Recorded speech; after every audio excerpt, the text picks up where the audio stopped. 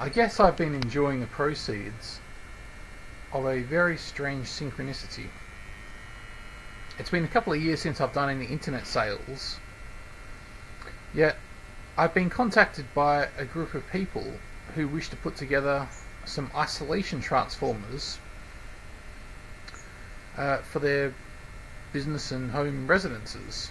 I think it is to adjust the mains voltage to accommodate for solar panels. Basically what they want to do is raise the voltage that their inverters are putting back into the grid, thereby giving them a higher priority over other power line customers. If currently the grid voltage is about 240 volts, and yet if I put my voltage meter across the line, it's actually reading about 255 volts, which is not good for people's equipment. And it also means that people are paying more for their electricity because they're being delivered a voltage that's too high. So, and this problem is only going to compound itself because what these people want to do is they want to sell more electricity to the grid. And other people are being refused that right, largely because when the grid voltage reaches a certain threshold, they stop taking power.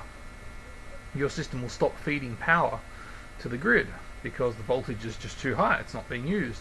The power is not being used. So what they want to do is put a transformer between their grid and the mains connection, so that basically they can fool their system into putting out more power, thereby ignoring the rest of human civilization and simply uploading power that's not required and getting paid for it.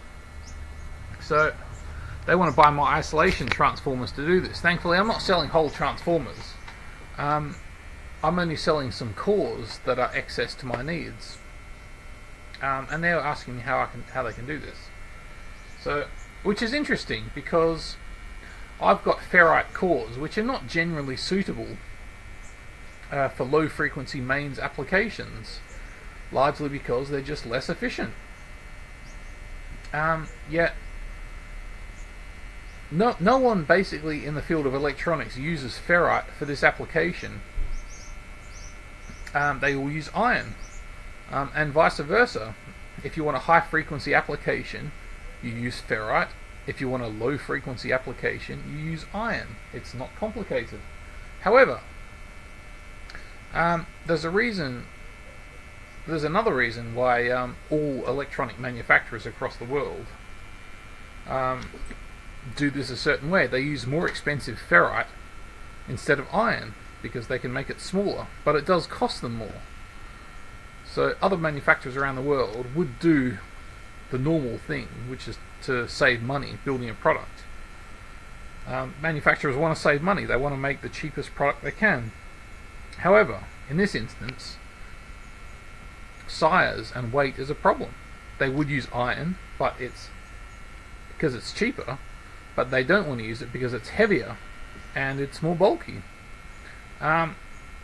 So what I've stumbled across in my seeking to get a free energy transformer, is to get more electricity from the transformer, is a way to actually circumvent that problem, which is very strange. I've been working with iron transformers here, as you can see, if you've been watching my previous videos, but what I've managed to do is, with this fancy switching application, in my pursuit of free energy, what I've actually worked out how to do is to get more efficiency out of the iron transformers at high frequencies using DC, which is something that isn't done.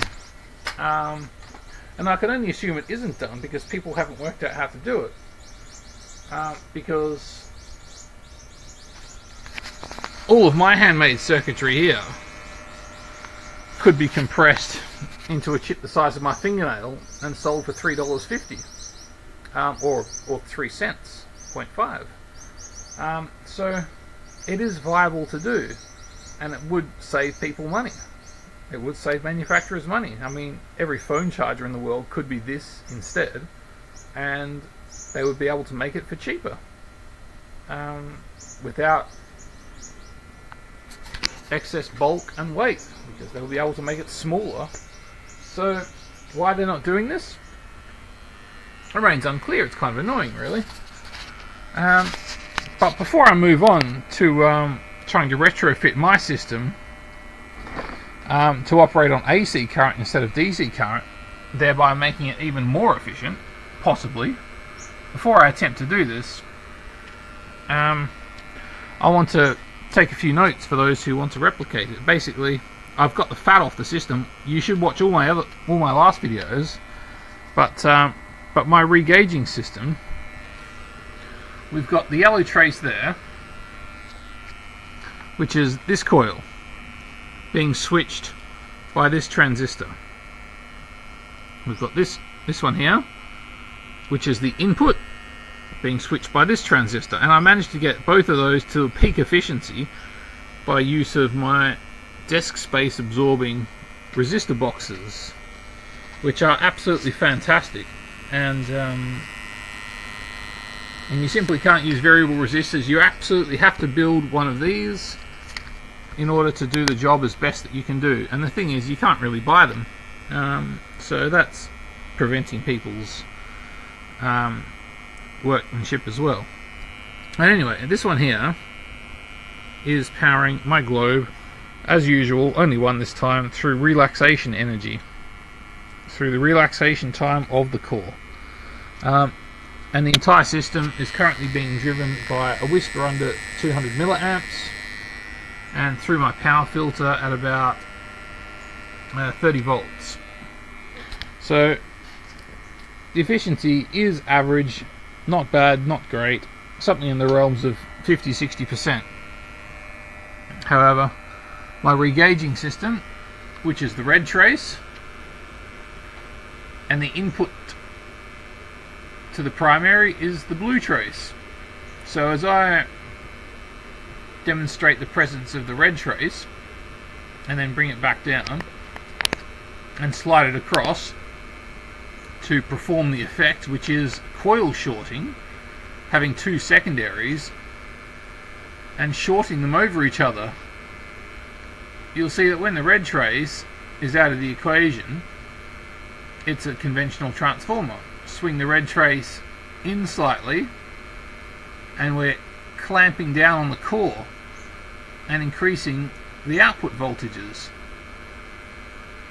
significantly. In many instances, we can significantly increase the output voltages and the output current and the overall efficiencies by putting brief shorts on a secondary coil. There we have it for the record. If you want to replicate it, build some resistor boxes. You want to fine tune the resistances between the gates, the collectors and the emitters. Basically, you want to fine tune all of the resistances. You also want to run on the primary a collector. The collector obviously goes through the transformer to the collector and back to the emitter. And you want to run, instead of the collector of your Darlington transistor to base, that doesn't want to run through the transformer. The collector of your Darlington transistor wants to run straight from the positive rail through a resistor to your Darlington base and through again. So you get a much cleaner signal through your primary. So these are all fairly simple principles, and you've really got to do them all to make it work particularly well. But there's nothing special about the transformer. We have a very efficient 100 turn of thick wire primary. The output for the globe secondary, you want the turns and the wire size of that to be suitable for the globe, the brightness, the output voltage, and always running on relaxation energy. And I find the shorting coil works a little better with more turns on it. So I've got two 300s and a 100. So there's the system. Now I'm going to move on and do it with AC, because I suspect an AC sine wave, you can get the voltage up higher to the peaks using less current with AC. Currently my square waves, there are still losses involved with square waves. They are costing me more energy than is strictly necessary, and I suspect this system is still has a possibility before I move on to other things which I know are greater. There are other free energy transformers out there right now that I'm diddling with that show a lot more potential than this.